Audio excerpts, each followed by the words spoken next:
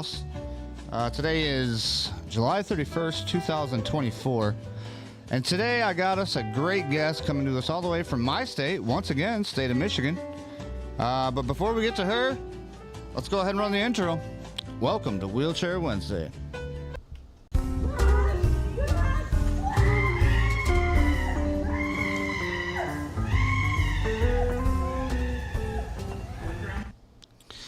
All right, y'all, let's welcome Miss Shanta Favors. What is going on? How are you?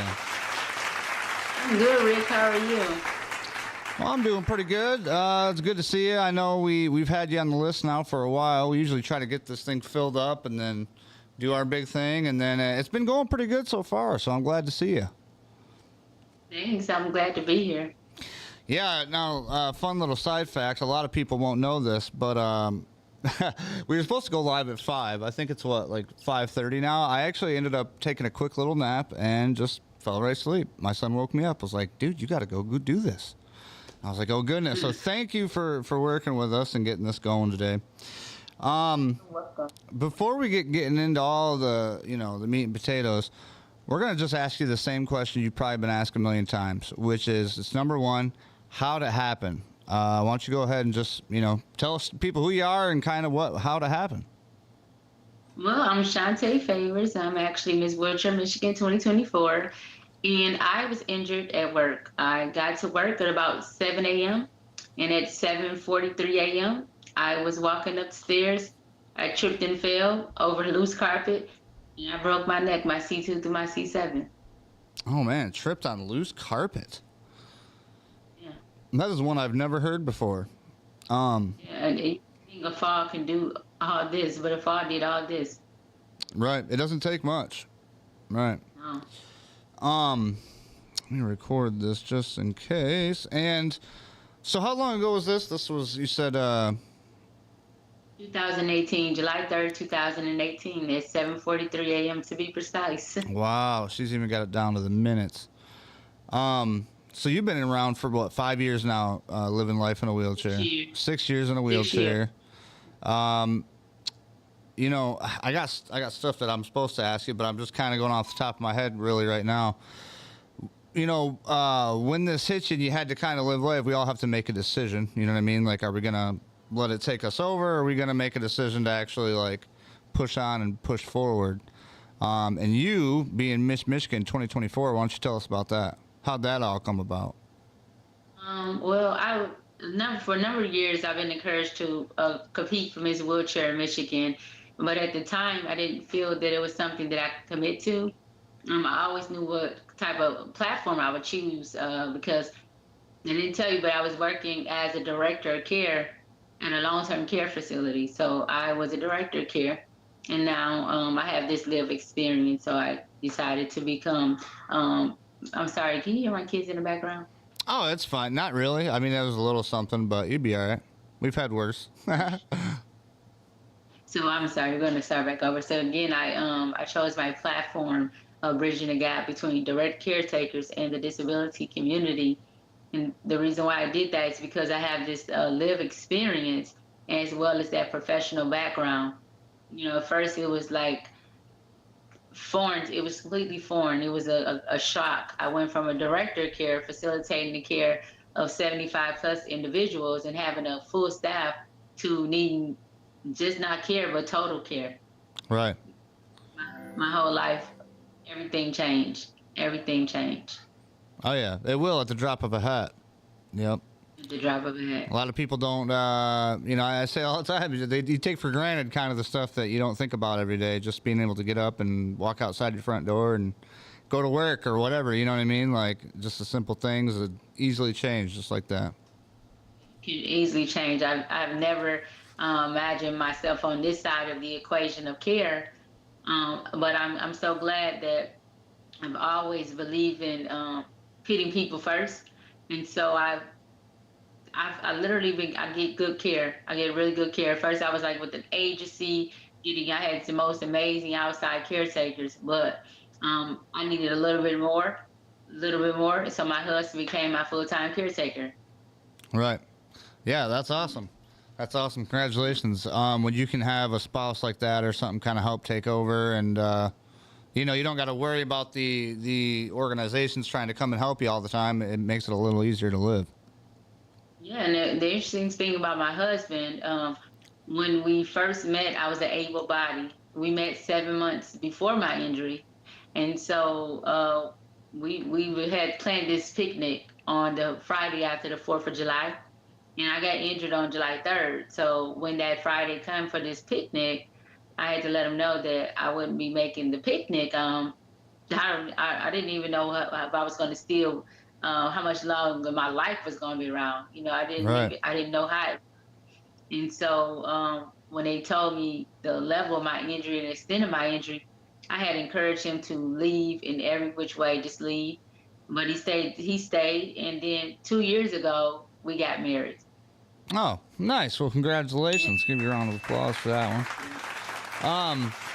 Yeah, yeah. So that's pretty awesome. Where you can, find somebody that's like just takes on the burden, doesn't really ask questions, and just is with you. You know what I mean? Yeah, it's amazing just to roll. He literally rolled with every aspect of my life, which a lot of people in our situation, they don't find that. You get in a situation, people, they leave. I'm talking friends, family, relationships, they just walk away. But we are living this real life together. There you go. Yep, you got it. Now the second question I'm going to ask you is kind of it's one that makes you think a little bit. I got it questioned and worded as, "Would you walk if you could?" Now, what I mean by that is, if you could go back to that day that you got in your accident, and you could say, "Okay, this is what I want to do. I want to start my life back from this point." Everything that you've done so far since the accident will be null and void, gone. You don't have none of the knowledge, none of that. But you could just start your life off back then. Would you do that, or would you stay where you're at now? No, I think life is about more than walking. I have gained so much, although, what happened to me was complete tragedy. I have taken that adversity and turned it to something more powerful. I've turned it to advocacy and opportunity to help so many more people. So walking is it's not everything. My life is okay. Like it changed. I look at things from I once saw things half empty, but in this situation, I literally see the glass half full, and I know that everyone's going to meet disability someday. Somehow, it's a natural part of the human experience. So I just so happen to meet it much sooner. Right. Right. So Yeah, that's a good answer. I like it. I mean, I'm with you too. I mean, I'm my accident was in 2019, and I even the short amount of time I've been doing, stuff like this, I feel it like almost like this is kind of what you're supposed to do, and maybe if you can influence other people to, to kind of go through this experience and not feel like they're alone, then it's worth it. absolutely, let's see you living your life out loud and on purpose, despite the circumstances. So yeah, it was tragedy what happened to me. If you had asked me this question about 3 years ago, because I wasn't where you are and what you get, like those amount of time, but if you had asked me this question three or 4 years ago, I would have said absolutely. But today in 2024, I can't say that I would. Right. Right. For sure. I don't blame you. Now we just briefly spoke of this before. My number 3 question is dating/married. Now you kind of went in on how you guys kind of came together and met. Why don't you go a little bit more into that? You said you met him. What year was it? I met him in 2017. So we met at a gas station, right? So we met at this gas station, and I met him not once but twice. The first time I called him, his name is Abram, and I've never seen a name like that. So I never called him. I thought he gave me an alias. So I saw him again in that same gas station about 3 weeks later, and I was talking. He said, "I remember that voice." He said, "Why didn't you call me?" And I said, "You gave me an alias." He said, "I didn't give you an alias." He showed me his ID, and Rick, I wanted to know everything about this man. Like, I wanted to know everything about him. So we went on many dates. I mean, many dates. We ran a complete gentleman. He respected my boundaries and my space, and it was incredible. It was like really incredible. And then July 3rd happened, and I'm like, this guy. I'm like, I'm not going to be able to be with him. And then when he told me that he loves me, or he's not going anywhere, he gave me that reassurance, because he brought the picnic that we supposed to have that Friday after the 4th of July. He brought the picnic to the hospital, and I couldn't eat. I couldn't even move. But it gave me the strength and determination to fight like hell to get up out of there, because I had to go to this picnic. It was like part of my motivation. I want to go on this picnic with this man. Right. Right. Yeah, that's amazing. That's a cool story too. He just kind of said, "No, we're doing it," and brought it right to you. He said, "You can't come to the picnic. We're gonna bring the picnic right to you." Yes. Yep. Yeah, that's great. And so you've been together for what, about around the same time? Yeah, like, well, yeah, it was 7 years ago we met. We had, if I tell you, we had officially become boyfriend and girlfriend the day before my injury. We dated all that time, but we have made it an official couple on July 2nd. Isn't that something? Nice. Congratulations. Just had a little anniversary then too, huh? Yes, we did.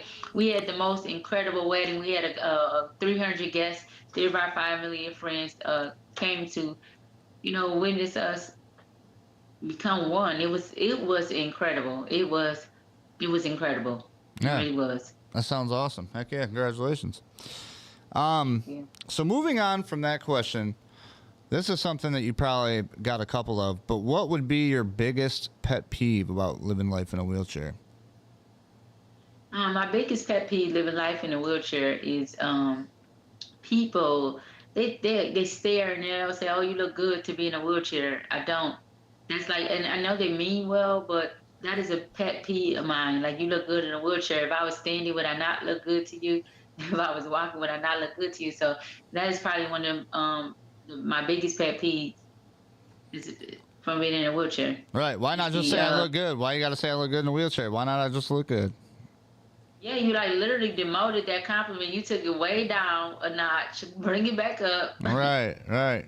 Yeah, I feel you. That's when- I ain't never heard that before, but I see kind of see where you're going with it. You know what I mean? Like how they see the chair and they're trying to adequate the compliment downgraded because you're in the chair. Yeah. Yeah, and it's like, just say you look nice, and I'm a very respectful person. I'm a people person, so I never correct them in that space, but in the inside it makes me feel a certain way. So I probably should do a better job of asserting like my feelings when someone do that. So because the best way to teach people how to treat you is to teach them, Right. right? And so they mean well. They really mean well. Yeah, yeah. A lot Just of not. people they don't know what they're saying. Kind of. I mean, and some people it'll just be water off a duck's back. But like you said, it might be beneficial for you to say, hey, you know what? Maybe in the future, just be like, you look good. You ain't got to mention the wheelchair. You know what I mean? Like, it's pretty simple request. Yeah, another pet peeve of mine is the lack of adequate space for us. Like, a lot of things were designed with us not in mind, but the reality is we are here and we're gonna be here, and things should be universally designed, and they're not. They're designed with a certain people in mind, but they're forgetting about us, and so that is another pet peeve of mine, and I am very vocal about that. Yeah, that's one thing you never realize until you're here is, the world is not really, it's not built for people in wheelchairs. Sure, I mean, recently they've done a lot of people have done a lot of good by making sure sidewalks are accessible. You can get up and down different things. There's places to park at restaurants. Still not enough. In my local one, I think there's like 2 decent spots. Otherwise, I just take up the 2 spots, real arrogant like, let my ramp come out and be like, oh, I get why you did that. Okay. But yeah, so it's. Put your place card up. You have a place card. Put your place card up. They can see why you did it.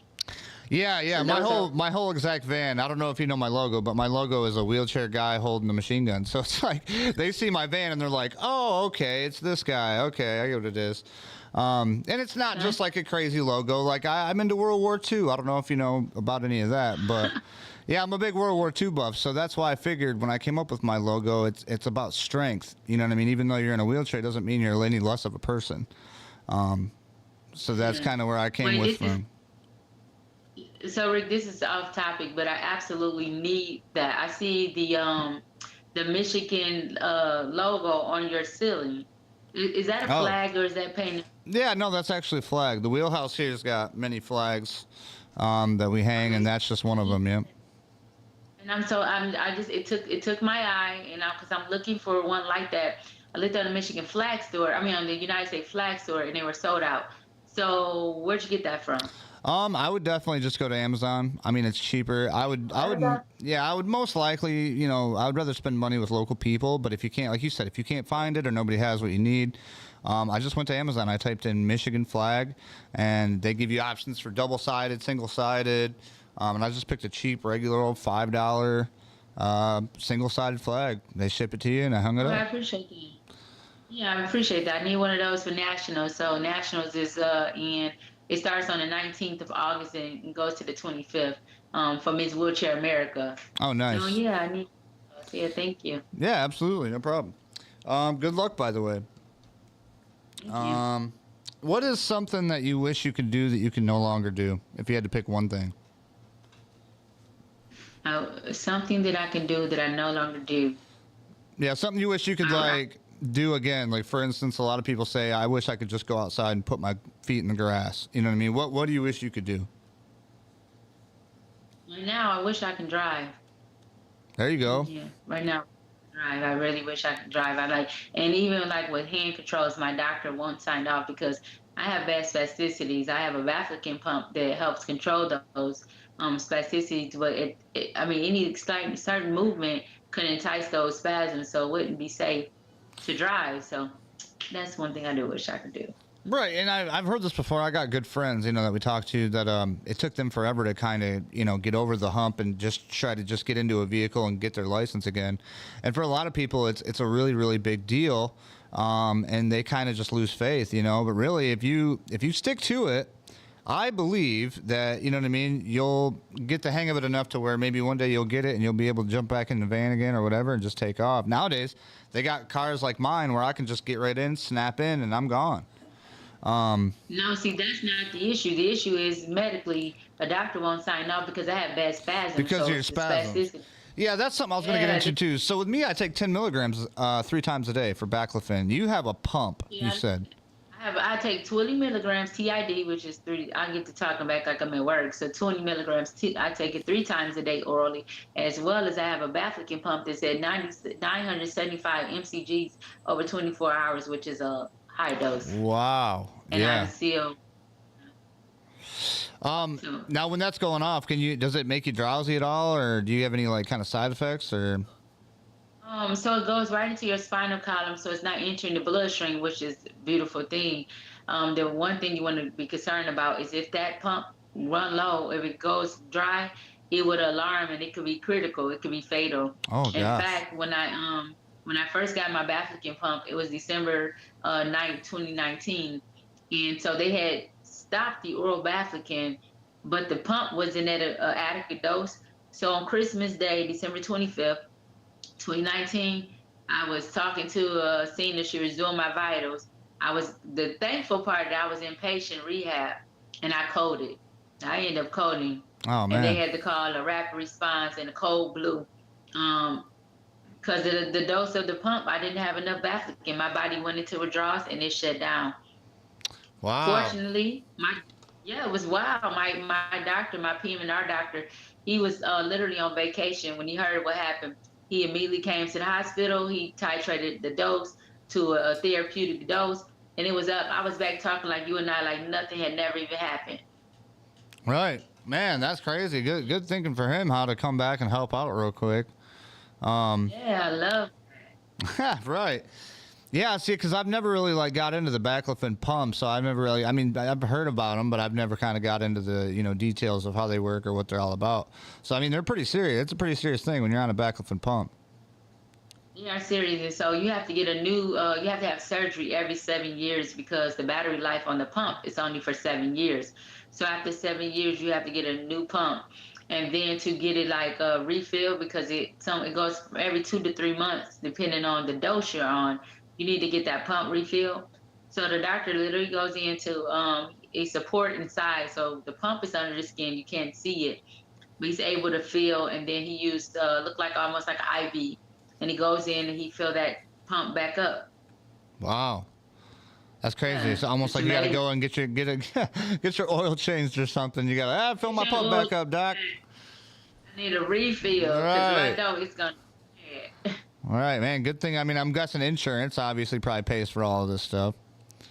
So that's another fortunate for me. I was at work when I got injured, so I don't have those. I don't run into those barriers, which sometimes I do because workers' comp, they'll try to play you if you don't know what's going on. But I'm not someone I can't be fooled. Right. So yeah, insurance has been very good for me. I have a big problem like with a lot of stuff that's not covered by insurance, like on Medicaid and Medicare, that they consider like luxury items when they're in fact they're necessities for our quality of life. One being, let's say, a specialized shower chair. I have a specialized shower chair, but I did have a tub chair, like one of those tub benches, Yep. before I moved into an accessible home. And the way my foot goes down like a ballerina foot, and it's Oh, like I like drop couldn't sit foot. up. Yeah, drop foot, and I couldn't. I was like, oh, when I had that shower chair bench, those showers were like punishment, and so they call them luxury items, the bathroom necessities. But for us, many of us, they help with our quality of life. Oh, yeah, But absolutely. I actually have one of those shower chairs. I have a chair. It's a Raz shower chair, RAZ. And I don't know anything about them, you know what I mean? But I went to look up how much it was, and I think they're selling them for like $12,000 just for a shower chair. the same one I have then, because mine was $12,000. Yeah, and I'm It like, tilts why is back. it so much? I don't understand it. Yeah. How'd you get a rash chair then? Well, I have auto insurance because of There you go. yeah, auto insurance covers like the whole board.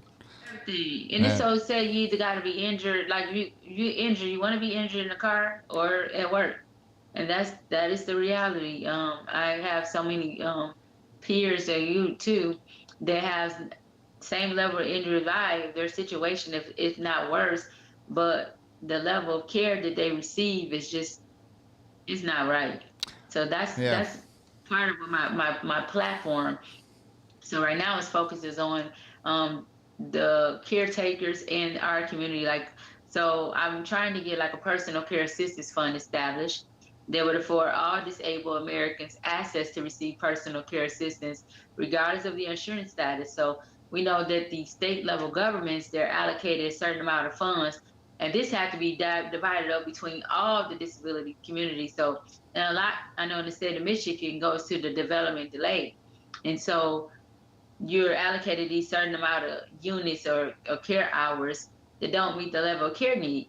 So I'm proposing that the federal government then pick up where the state level governments fall short, as well as give safeguardings for our caretakers. It's a huge caretaker shortage crisis right now because there are not adequately safeguards for our caretakers. Oh yeah, yeah. I'll second that. There's not enough to go around. I'm in Southern Michigan, and it's like I went with a team. It's called AdvisaCare, and I mean, even though I have auto insurance and it pays for all this stuff, they can't find workers. Like they can't find people to come in and just work a shift and make $17 an hour. Yeah.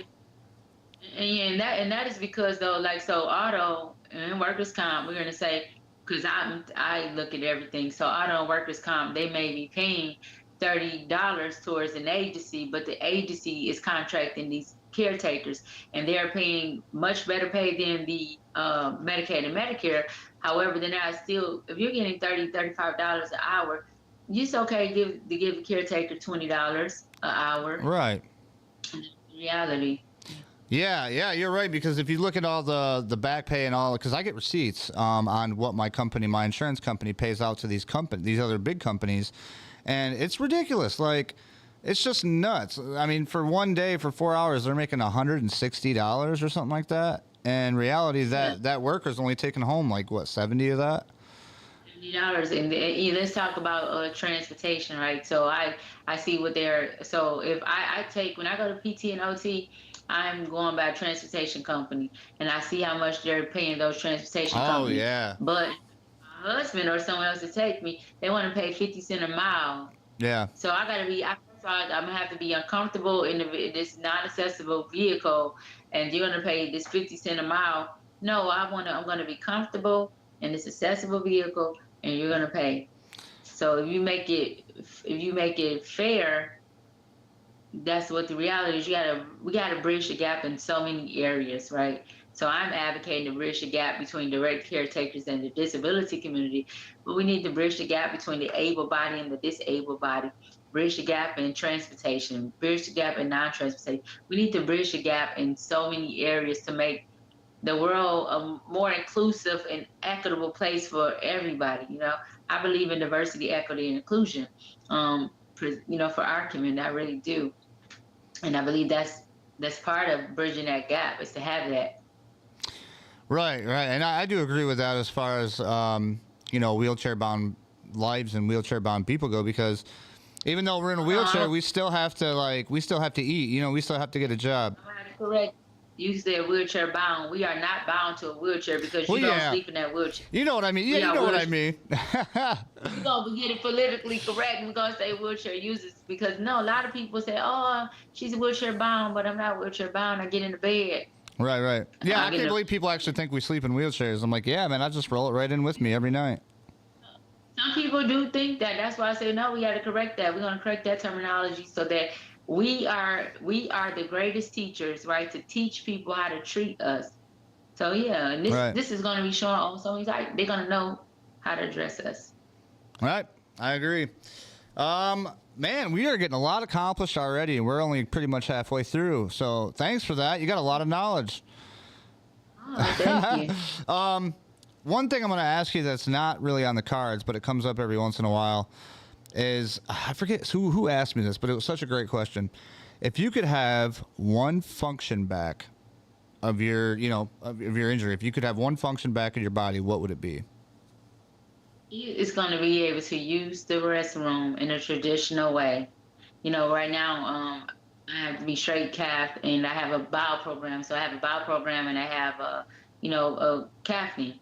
Now my bladder can release, but it doesn't release enough. So it has to be calf. Caffeine is the most 6 years later, and it's uncomfortable. I don't like it. So that is one function that I would love to have back to be able to just go to the bathroom. Right. Yeah, I'm with you there. I feel it. I hear it, and it's a lot of people have chosen that option, and I can't say I wouldn't choose that same option. I mean, it's hard when you've been doing it every day, and it's like, man, it'd be so much easier just to like go pee. You know what I mean? Like normal and do my morning routine. To go, yeah, like I mean, I'm going back to like when using the restroom. I'm like, did it take this long to have a movement? Like, did it take this long? I'm like, I can't even remember, but I'm sure it didn't take us that long to relieve ourselves. Like, Right. It is like, wow. And then I have to, so right now my hands look good because I had Botox done in my hands, which is wearing off, but they're normally like contracted. And so I can't do these things for myself, so I have to have help doing it. And it's like, I get help doing this. Yeah. Right. Yeah, for sure. I get that. What about your pain levels? What kind of pain do you deal with? So I battle pain, and I'm not one to take pain medication. I have a topical cream that has it's a compound by Biomed that has all this medicine in it. But I don't like opiates. I just can't do it. So I would suffer, and I would literally suffer that pain. I really would. I take a sleeping medication that will help me go to sleep through that pain. The doctor gave a medication called amitriptyline, and it's supposed to be for depression, pain, and sleeping. And I said, well, doc, you're not going to have time to be depressed, and you're not going to have time to feel no pain because that medicine does what it's going to do with that sleep. You're going to go to sleep. Right.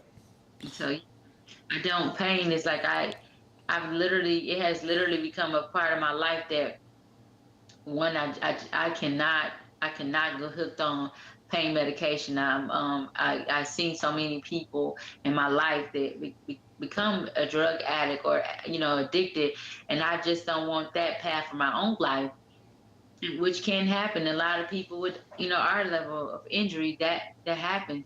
Oh yeah. And that's not I choose to take. Yeah, and in this life especially, it's so easy to get in that mindset where it's just like it's negative, and you just want to. Yeah, all you gotta do is wake up in a bad mood, and that whole day you're just like, you know what? Don't talk to me. I don't want to. I don't want to hear your stuff. I don't want to do this. But it's that easy, and I get what you're saying, because as soon as you get hooked on some narcotics or something that gets you on, like where they usually use like Valiums or Vicodins or something like that. Yeah, Norcos, Norcos, yeah. Tramadol. Once you get hooked in that rut, like you're in that rut, and it's hard to get out of that rut.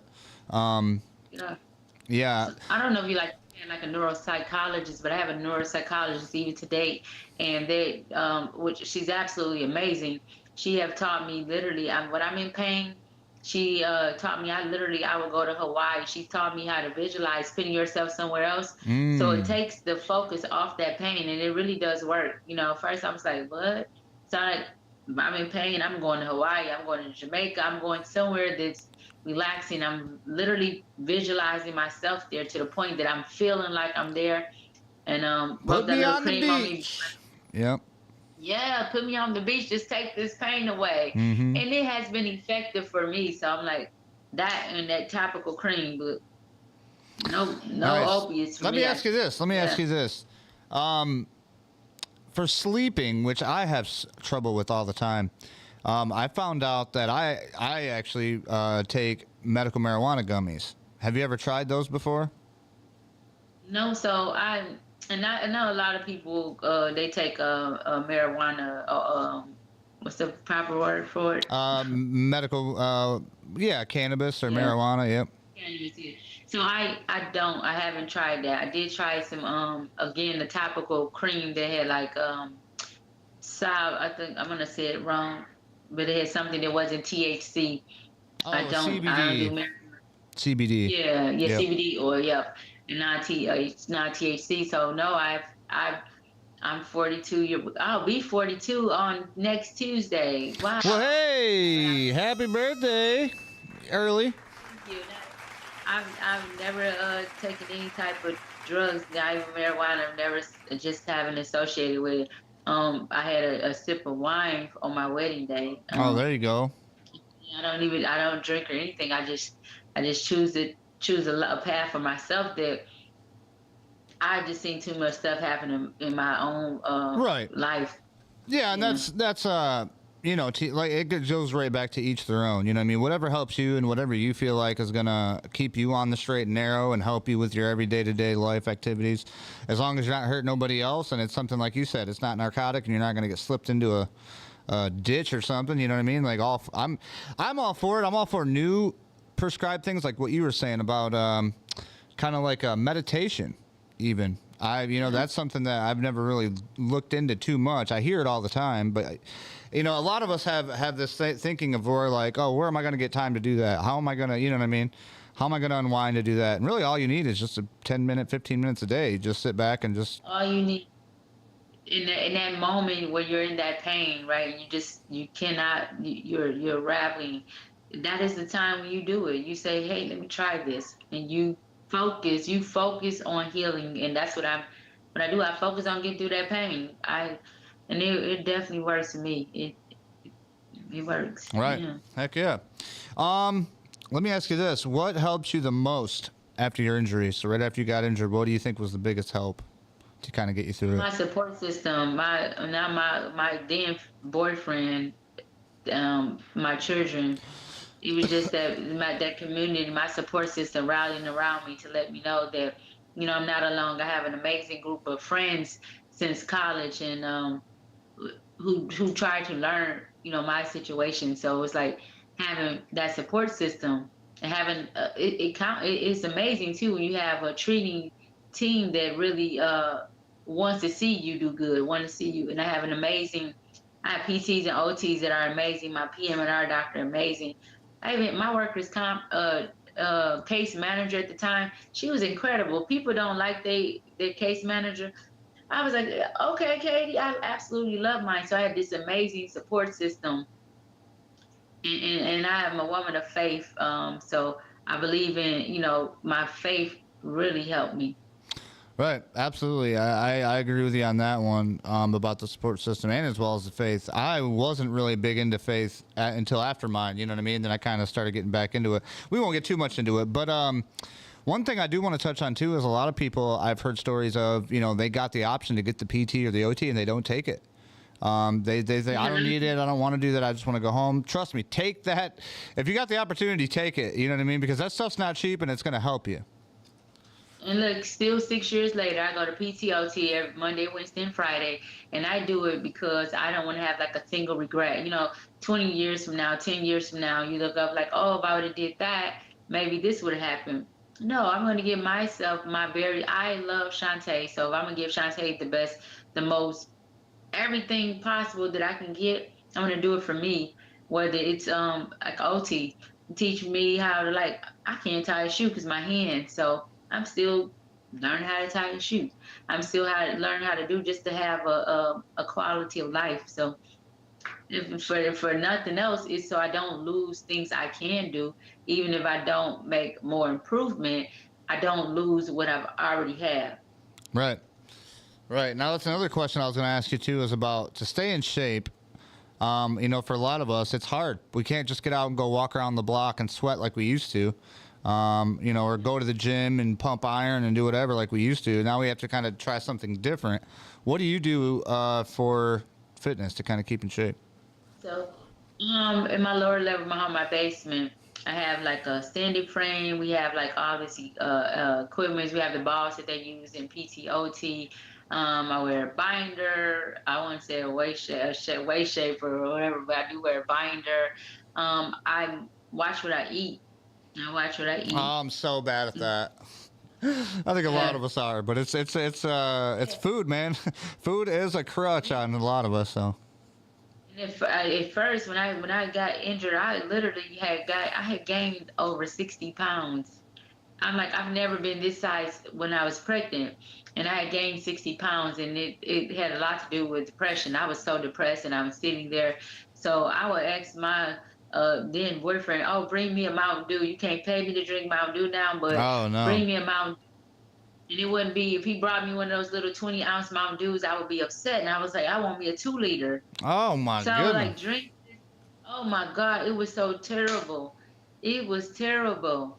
But now, I have found that taking control of your life, because you lose control of so many things, the stuff that you can control, you should. And that's what I do. Like, I can't control how I use the bathroom. I can't control how get around. I can't control these things, but I can control my lifestyle. Right. And that's what I'm doing. Yeah.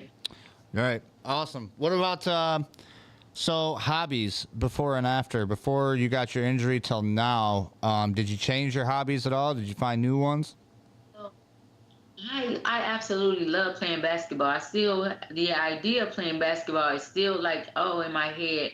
But again, with those spasms, they make it difficult. But I like photography. I like interior design. I like writing. I still like these things. I was in a sorority, and I was really active, and I like doing those things. I haven't been active with the sorority since 2019. But those were things that I did before that I still can do those things. I just can't play basketball, and I love to shop, and I still shop. I was really, that's what my kids, the one thing that I do miss with my kids, we used to run around the park, and I'm saying run. And I think, I'm glad you asked me that question, because I'm bringing myself back full force that I still can do these things. I could just do it differently. And until this conversation, I've never thought. So we used to run around the park and chase each other. I could zoom in that chair. I could still do that. Right. My daughter was 3 years old when I got injured, and my son was 6. My daughter does not remember me ever walking. She doesn't remember. Right. So, yeah, that's something we don't think about either, is the kids and how it has an impact on them. Like my son was 7 when it happened, and he still remembers, a little bit. But I mean, the older you get, the more you're gonna remember who you are now. You know what I mean? Yeah, because my daughter be like, "Oh, Mom, can you get that canned good?" I be like, "What canned good?" She up there. "Oh, can you get that?" I said, "Baby, the grab." I call my reacher. I call it my granny grabber. I said the granny grabber is not strong. to get that. Yes, Yeah. mine's is behind me. Oh, Yeah. mine's right there. I'm like, I'm like, it's not strong enough to get that. She's like, oh, I'm sorry. I thought you, I be, forgetting. So, Right. and that was a thing for me when I first got injured. I grieved for my kids. I was like, oh my God, how am I going to help them? And they were, I go to a round table every first and third Wednesday of the month down at the Rehabilitation Institute of Michigan. And they'll say, oh, Shantae, those kids are not going to, you're worried those kids are not going to see that chair there, and they couldn't have been more right. They could not be more right. I used to just cry. I mean, I could barely get through the meeting because I would cry. I was literally, grieving. We grieve when we lose our mobility. We grieve when we are face these catastrophic injuries like this. And so I had to go through the stages of grief, as if someone died. Oh yeah, But because I mean, technically, it did. Your old life is gone, as you know it. You can no longer look at that and say, "I can still do this or that." You're a completely different person. yeah, so and that was another thing. That's a big one. So if there's someone newly injured watching this, I hope that they take something from this. Grieving is okay. Go through those stages of grief. I know when I got to that accepting, that's like, oh, accept this disability. I was not accepting my disability. I was gonna own my disability Right. because if I accepted, it was on someone else's turn, but it's gonna be on my terms. So now I own my disability. I am differently able, and I own every aspect of it. Right. I like it. Yeah. That's definitely the right attitude to have. Now, it's funny you just brought up this. If there was anybody new watching, funny enough, that's what our last question is. Is what would be your best piece of advice that you can give that newly injured person that's laying in that hospital bed right now, watching YouTube, trying to figure out what they're going to do with their new life? Give yourself time, and it's okay to grieve. It is okay to feel sad. It is okay to just to cry, to talk to people. Don't listen. There's nothing wrong with a psychologist or psychiatrist. So if you need that help, there's a stigma on mental illness or mental health, and I tell you to give yourself your very best. The same love you would put into if you have children, and the same love you would put into them or a mate. Give yourself that same measure of faith. Do not fall victim. Don't fall victim to things that's out of your control. What you do is embrace who you are, embrace every aspect of your life, and live life on purpose. That is, that's something I tell people to do. To have an awesome day on purpose, because everything we do on purpose with intent it's amazing, right? So Right. do stuff attention. Awesome. I like it. Let's give her a round of applause, folks. Thanks for coming, Shantae. Thanks for having. Yeah, what we're going to do is when we end this live stream, you stick with me. I'm going to tell everybody goodbye. We're going to get all your information. We're going to slap it on the description below. That way, if anybody wants to find you or check out what you got going on, they can just click that. But as far as that goes, thanks for coming. Thanks for being another guest on Wheelchair Wednesday here. And, everybody watching, thanks for checking us out. Make sure you say what's up, Shantae, in the chat. Let her know what's going on. Go visit her at her socials. And